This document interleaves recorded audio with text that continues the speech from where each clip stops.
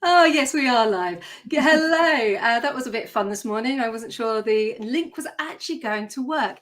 So this morning I am joined on the Wise Why with Liz Taylor. Now, Liz and I met earlier on this year, and I had no idea when I said to Liz, would you come on and talk about what you do, how pertinent and poignant it would be at this moment in time. I'm going to let Liz explain who she is and what she does. But if you're listening, there will be some nuggets in here. Liz taught me a lot. And I will say I now have a lasting power of attorney, thanks to Liz and some advice from other people. So Liz, the floor is yours. Please introduce yourself. Thank you. Hi, Kirsty. Thank you for having me this morning. It is it's making my heart beat thinking about the fact that we had this conversation back in February and we booked in for today. It's amazing, really, when you think about it. So I'm Liz, and my background is I'm a company secretary and trained as a company secretary and worked as a company secretary for over 30 years, still do in the charity sector.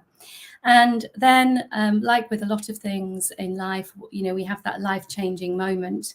And I had a number of those, actually, all in a very short space of time. And so I realised what it was like at that time to have to deal with sudden death of somebody and then dealing with their affairs and closing down their life. And I knew then that I wanted to make sure that other people would have support that I didn't have at the time. I learned a lot very quickly, and I decided then to quit my job, and I went back to college and studied counselling and law. I already had a legal background, but I then went and specialised in English, wills and probate. And so my job now is to support people after any kind of loss, in fact, and also now to try and encourage people, educate people about the impact of death, and to help people get their affairs in order before their loved ones have to. And then I can support the people that are left behind when the inevitable happens. And it's incredible because, I think back to when we first started talking and I just heard about a lasting power of attorney. I didn't know what it was. And, I'm 51. I had no will, no lasting power of attorney. I want to talk about this because this is really important. I think it's going to be slightly different wise why, but my husband's now got a lasting power of attorney and he is the main breadwinner. Now I want you to explain to the audience, why a lasting power of attorney financially is really important. I can do that very briefly. I think there's two factual things. One is that only 60% of adults in the UK have a signed will. And at the moment, fewer than 20% of people have a power of attorney. And it used to be about 10%, but in fact, actually that has risen post-COVID and lockdown. But basically, most people think that their next of kin, their spouse, is going to be able to talk for them if they were unable to talk for themselves. And actually, that isn't the case. We do need a power of attorney. And there's two power of attorneys now. There's one for health and there's one for finance. And, I learned about this and I thought I've got to do mine. It's one of those things.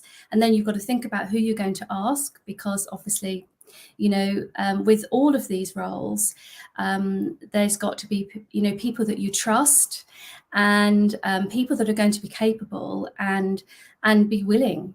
That's the other thing. Just as an aside, so my life-changing moment was when my niece phoned me, it's just over 10 years ago actually, to tell me that my brother had collapsed and had died. And I'm very grateful to a friend of mine, Neil Matheson, who came over and he got in my car and he drove me up the M40 in my car so that I would have my car, and then bless him, he came back by train. But when when I went into the house, I knew my brother's study, and I knew that he had a will, and we'd had like vague conversations about it, but I thought anyway, basically I opened it up and I was the executor. So all of a sudden I've got this tsunami of grief, of, you know, someone who was, you know, probably the closest. Yeah, he meant a lot to me. We had followed each other's careers. We knew a lot about each other, fortunately. But yeah, there I am with this tsunami of grief, with his daughters who have suddenly, you know, had to face being in the room, you know, being in A&E with their father, and then the tsunami of responsibility. Now, in his case, he didn't have a power of attorney, but of course, actually, as it turned out, he didn't need one because they were unable to resuscitate him, and he died.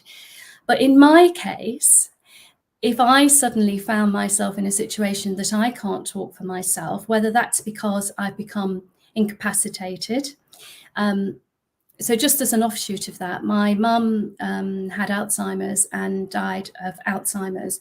And in fact, my brother that died was her power of attorney. And I know he found that really difficult when we finally had to register that she was incapacitated, mentally incapacitated, to have that responsibility of having to do that. And so, you know, I'm really aware through personal experience of the impact of these, of not having the documents, and also the importance of having them, but also the responsibility that comes with that. So I thought long and hard about mine, and what I decided to do, with the support of friends, is I've got 2 for each. So I have 2 people for finance, and I have 2 people for health. And the reason I did that is because I chose the people that know me well, and who I hope will know me and what my wishes would be if I couldn't speak for myself. You know, I could get run. I have a friend who 2 weeks ago was hit by a lorry on the M25. You know, we just, fortunately, she's well and she's in a lot of pain, but we just don't know when these things are going to happen. And, you know, there's 200,000 families out there, over 200,000 families that suddenly had to deal with deaths through COVID. There are also a lot of families that have had bereavements not through COVID. So I think it's important that we remember everybody. But I had a friend who was executor to a gentleman, and he died in lockdown. And she, you know, she was suddenly his executor, but of course we couldn't do anything. We couldn't go to see him. She couldn't go to see him. The last time she saw him, you know, she was having to wave goodbye to him as he went off in an ambulance. And then all of a sudden she faces having to deal with his affairs. And, you know, it's hard enough when things are in place. I can assure you it's hard enough when things are in place, and it's really, really hard when you've got nowhere to start. So that's what you do, isn't it? Yes. You are the person that catches, because, you know, we talked, and I realized that, thanks to our conversation, I realized that if something happened to Dennis, I would be devastated. I don't know how I would cope, but more importantly, I would have to be emotionally strong for our daughter, and she has to be my priority. So the person I chose is very capable, very business orientated, and would be and almost not unemotional, because he is very emotional, but I know that he will deal with all of that, so I can go and be with my daughter. And, you know, until I spoke to you, I didn't know you offered this. This is incredible. Can you expand a little bit more about how you are there, holding and supporting and just guiding, just being there? I mean, it's a very lonely, and we must remember that right now, obviously, we've had the Queen, unfortunately, has, you know, she died, she was 96, but obviously King Charles is going through this. It's very public, but there's lots of people, as we were talking about yesterday, that have also currently lost a loved one this week, and of course it's been overshadowed, but they are going through the same loss. So could you expand a bit more about what you do and how you help? I think the first thing, really, really important thing and message to say to everybody, is that everybody's situation is unique. So we can't go in and say, this is a set of rules. You know, I've ummed and ahed about, you know, what would it be like to do some, you know, like some webinars, and, you know, these are the first 10 steps, etc. But it's very hard because everybody's situation is completely different. And so what I would say to everybody is to remember that everyone's situation and response is going to be unique. We make assumptions that, first of all, people are sad. People may actually be relieved. Death can bring all kinds of different emotions. It brings physical reaction, it brings emotional reaction. So what I first of all do is I listen and I really hear, because people can listen, but actually, have we really sat and heard? Have we heard where the uncomfortable bits are? Have we really paid attention? And actually, as an aside, it's made me think of something that in lockdown, I was supporting people by telephone. So I'd not seen these people, they'd not seen me. And it was a really, really different experience because, first of all, silence. People don't like silence. Mm-hmm. And on the phone, silence is really hard. A bit like now, if we were just to, you know, it's like, oh, let's fill the silence. And you can't see people's faces, you can't see how people are reacting, so you really have to listen. And I remember one day there was a lady, and she was sobbing her heart out, and then all of a sudden I heard her draw, you know, and there was a noise, and so I left the silence, and then I said, you know, what is it? You know, where are you? You know, what are you doing? Can you describe for me where you are and what are you doing? And she was trying to hide away from her husband and children. They were all in a house in lockdown, and she felt that she had no privacy, no space, and she was lying on the floor next to her bed. And I asked her to describe, you know, what was around her and how was she feeling. And she said that she could see her father's memory box.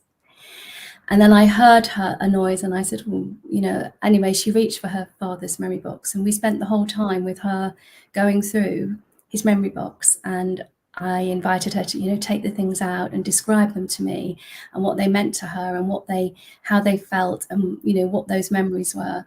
So that was a real lesson in hearing and listening. And so, first of all, I listen, find out what the situation is, and try and help people work out what they need. Sorry.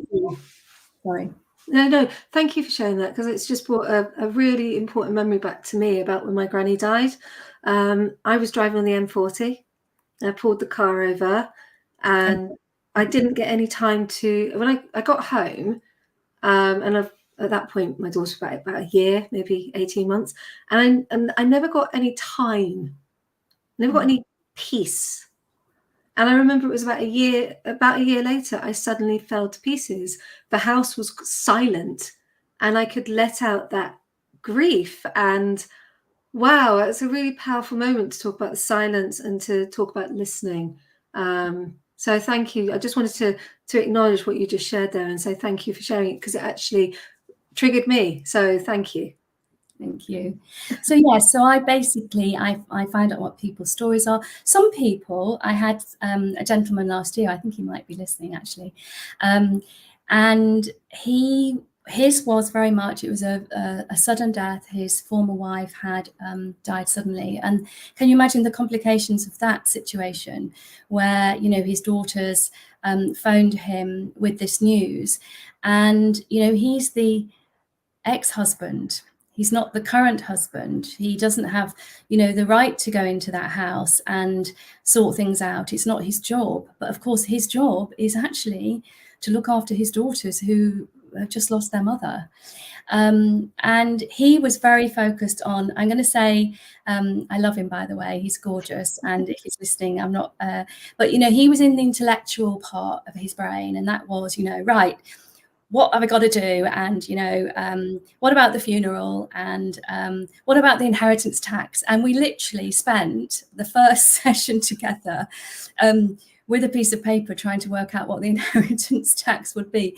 Now, that, you know, one thing I will say with the subject that I deal with is I have a lot of pushback from people who say, God, you must be really depressed.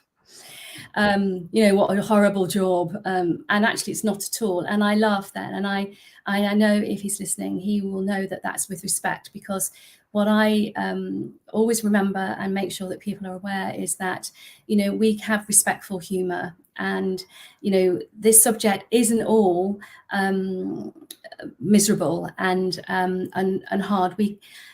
I was thinking about some fun times that, you know, some memorable times when, and it's hard to remember them when you have such a tsunami of responsibility and all the work that's got to be done. But I do remember once when my dad, we were at my brother's house, and bless him, he was 86, and my nieces, it was something like there was a shooting star or the satellite was going over, I can't remember. And so we went outside, and it was in September, October, August, and we were lay on the grass. We lay my dad down on the grass on a blanket at the age of 86, all pretending to look for this thing. And I remember him saying to me, Elizabeth, I can't see anything.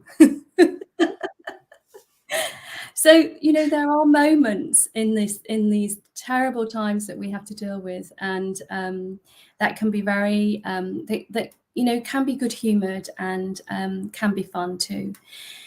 And so with my work, where I have supported people after someone has died, and that's both emotionally, I teach people skills to deal with loss, of loss of all kinds, by the way. That can be, I look at their whole loss history. They might come to me because someone's died, but actually what I do is I look at their whole loss history, and we see where there's been some patterns. And we go through a process where they can communicate the things that they wish they had said, or things that had been different and better and more of. But that's through all loss, whether that's divorce, change of career. It could be the loss of the fact that you didn't have a relationship with a parent or a sibling or a friend. So, you know, loss is broad ranging in my world. But I also have helped people with probate. So, you know, the unexpected executor that suddenly has got this, like me, doesn't know where to start. The good thing is, because I now know where to start, because I've had to do it, and then I subsequently trained in the law behind it, I do know where people need to start. So through that, what I came to realise is that the biggest challenge is that people don't have their affairs in order. Now, in my case, my brother and my father, because my father died shortly after my brother, and I was executor to both. Now, both were they were organised people, but my brother had actually been executor to my mum, and something hadn't been finished. So there I am, we are faced with a family with a situation that my dad's died, and actually something that should have been dealt with 2 deaths ago, in essence. Now we solved it, but you know, there are things that will come up that you won't expect. And what I found in that work is that it means that people don't have time to grieve. They face this tsunami of hardship. You know, people don't. I did know that assets were frozen, but I didn't really understand what that meant. You know, I didn't know that we couldn't sell his house. I didn't know that I would have to pay inheritance tax before we can even get access to any money. I didn't know that we wouldn't have any money to pay for his daughter's wedding. I didn't, but what I did know is when I arrived is that because he wasn't married, all his pensions had died with him. I knew, because of my background as a company secretary, I knew that the car wasn't insured on the drive anymore, and I knew that the house wasn't insured anymore because all his assets were frozen. So there was things that I did know that I was immediately able to attend to, but there was an awful lot that I didn't know.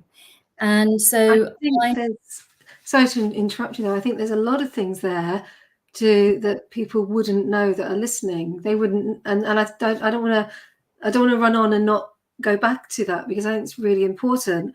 I certainly wouldn't know that if my parents were to pass away, I'm lucky. I've still got both mum and dad. Hi, if you're listening, love you lots. So yeah, everybody, still adore my mum and dad. And I'm very lucky. Dad's 80 next week and mum's 75. But I had no idea that if one of them had passed and the other one then passed later, the house wouldn't be insured. And I think. Well, because the bank account is frozen. So if they've paid the insurance by direct debit, then the direct debit stops. See, and that's what I mean about the impact. And when you're going through that, you haven't got time to even start to it's the last thing on your mind, isn't it? Yeah. It's funny, actually. A friend of mine, her uncle's wife died last year, and I remember her phoning me and saying, everything's in my aunt's name. And even the broadband was in her name, not his, so the Wi-Fi got cut off. Well, guess what? You might need a bit of Wi-Fi when you're dealing with all of this, and quite often people won't talk to you. The mobile companies are a big challenge. You're having to deal with all these institutions, and there has been a lot more training. With the banks, there has been a lot more training, but I can tell you now that I was supporting somebody recently, and the bank didn't know what to do. And it's a bit like, when my dad died, the nurse that came to the bedside, it was the first time she'd ever had someone die, bless her. And when I went into the bank recently with somebody, it was the first time that this lady in the bank had ever had somebody come in and she didn't know what to do. So I kind of explained to her what she needed to do. So yes, there are lots of things people don't know. We think we do. I think the biggest thing for me is that people, some people have a will and they say to me, well, we've got a will, everything will be fine. But what about all the things like that? We live in a digital age. What about the passwords? I didn't know what my brother's password was, or why would I know what his passwords were? And immediately I've got the challenge of having to find out information about him, and to report to the authorities that you have to do, and I haven't got access to anything. So that's why I have now joined the organisation and trained as Before I Go solutions facilitator, because we believe that end-of-life planning is really important, and we want to try and demystify this word of death and encourage people, support people to get their personal, legal and financial affairs in order before their loved ones have to. And we do it with lots of different tools to help people. It doesn't have to be a sad affair. In fact, I'd just like to mention Dr. Catherine Mannix. She is a retired palliative care doctor, and she has written an amazing book called With the End in Mind. And I read it as part of my training as a end-of-life facilitator. And she has a post on Facebook at the moment where she talks about the Queen dying. And she talks about the fact that actually the Queen has shown us that the process of dying can be peaceful and organised. That the Queen had got her affairs in order. One of the things we deal with when we're helping people is we ask people to think about secrets. Are there secrets that people may not want to find, or they wouldn't want people to find? I sit here, and it's hard to say it, but I will say it because it's important for people to know that I know things about my brother that I wish I didn't. And I have to, not because he was a terrible person, he wasn't at all, but there are private things that I had to read or I read and became aware of that actually they have to stay in my heart. Mm-hmm. So, we try and encourage people to think about all aspects of end of life. And the Queen, she has shown us that as we age, it's okay to step back. She has taken control. She's got her affairs in order. She has made it known what her wishes are. She is working right till the end with a great She big really smile. is, yeah. And she was in the place that she loved. And so what I invite people to do with this process is to think about all those things. What do you need to get in order? What would you really want? What would you want your loved ones not to find? What would you want them to know? And do this in a safe place. We offer a safe place because we know that it's a difficult subject. We know that there's a challenge about who will talk to you about it. And so we're here. I'm here and I love it. So come and talk to me. Thank you so much for sharing. I'm actually going to go to some of the comments immediately, and then I want to ask you about your singing. So I'm going to come on to your singing. I know, but it is the Wise Why. And, you know, we've been talking for quite some time. We've actually been talking for 24 minutes, but surprisingly enough. So I want to make sure that we finish on a light note. So we've had a lovely Claire, I'm going to try and say it, Leroyd has joined us. Paula, thank you, Paula. Lois has joined us and said, this feels like such the right time to be talking about this. And yes, it really is. There is no coincidence here at all. Paula, thank you for saying that loss comes in many ways and that personally resonates. And you know, I'm a divorcee. I have lost people that were very dear to me, and loss features very much, and we have to embrace it. The way that we deal with loss, as you were touching on, it does become cyclical. So thank you for sharing that from my heart. Katrina has says, morning ladies, such an important topic. And thank you, Liz, for your compassion and sharing your experiences. The blend of practical advice and guidance and emotional support that you offer is so unique and valuable. One of my best friends, Luke, love you to pieces, an interesting subject. And I think you're right, it helps to keep the burden it helps to keep the burden off your family if you take care of your affairs. Is there a checklist or something one can work through? If you've got anything that you can add into the chat or a link to something, please do at the end of it. Insightful conversation, informative sessions. So brilliant feedback there. But I do want to touch on a couple of things before we run out of time. I want to touch on things that resonate with us, but I also want to hear a bit about your singing and also the poem that really resonated with you. Yeah, thank you. So one of the things that happened to me is I kind of lost my voice, because in all this tsunami of responsibility, we lose ourselves because we are burdened by this heavy weight of closing down other people's lives. And it's very hard then to work out where your own life is. And there was lots of things that happened to me at the time that meant that actually I had to move. You know, my losses came as a tsunami, one after the other. And so I moved and I realized that I'd kind of lost my voice. There'll be people listening that will probably think that that's hilarious, by the way. I never spoke to anybody until I was 4. I used to hide behind my mother's skirts. She used to drive her mad. Anyway, I joined the Royal Surrey Choir. It was, and it changed my life because actually singing has brought me friendships, it's brought me joy, it's brought a new skill. It started with when I did my counselling course.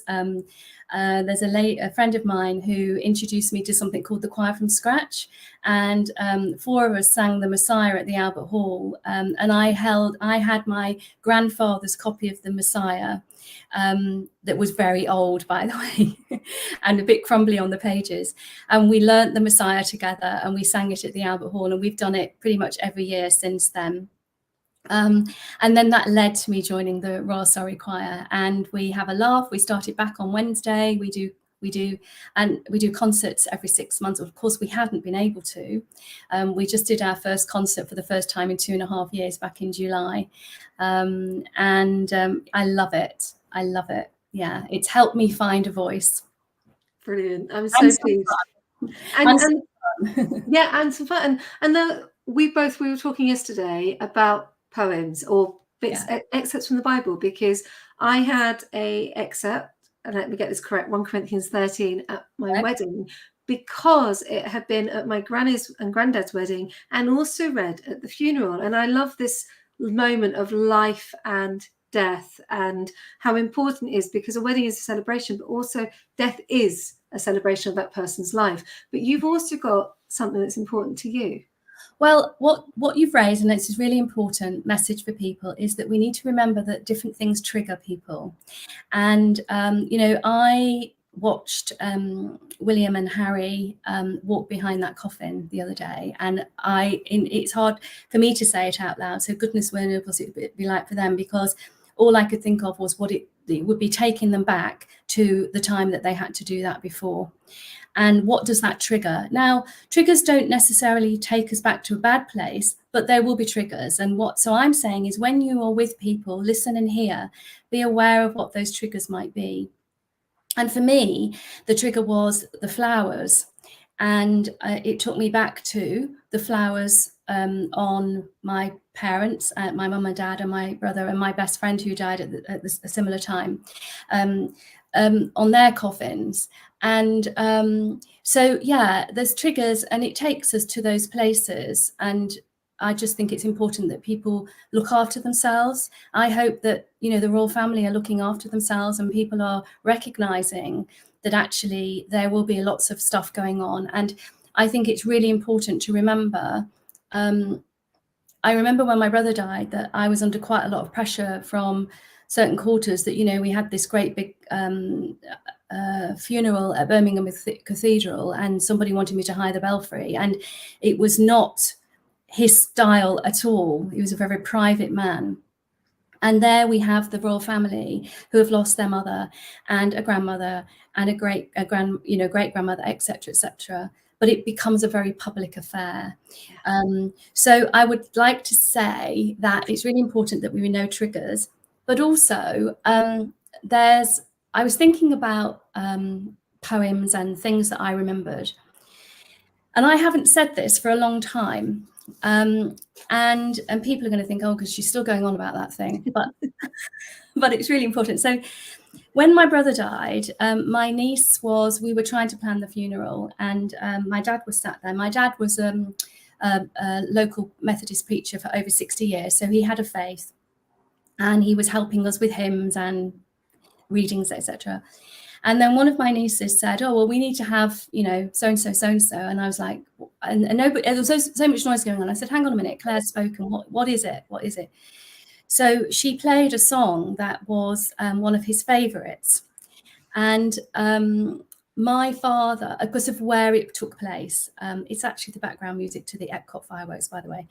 And my father turned to me, he bowed his head, and I'll never forget it. He said to me, hang on. No, don't worry. No, it's all right. He said to me, Elizabeth, he said, that is better than any prayer. You must include it. So we did. But subsequently, I actually recited this, the words to this, at my friend's daughter's wedding. Because, again, as you say, it can have so many different meanings. So I'd just like to remember all the people today that have had bereavements this week, and in particular the royal family. I wish them, I hope that they get to say their private goodbyes as well. And I thought we'd end with the words. Absolutely. And it goes, I might just have to look down. I'll try and remember it. With the stillness of tonight, there comes a time to understand, to reach out and touch tomorrow and take the future in our hands. We can see a new horizon built on all that we have done, and our dreams begin another 1,000 circles around the sun. We go on to the joy, and through our tears, we go on to discover new frontiers. We go on moving forward with the current of the years. We go on with your spirit, with the Queen's spirit in all of us, and her example, born to run. Moving on, ever on, with each rising sun, to each new day, we go on. I don't think there's anything more to say. Thank you. Thank you.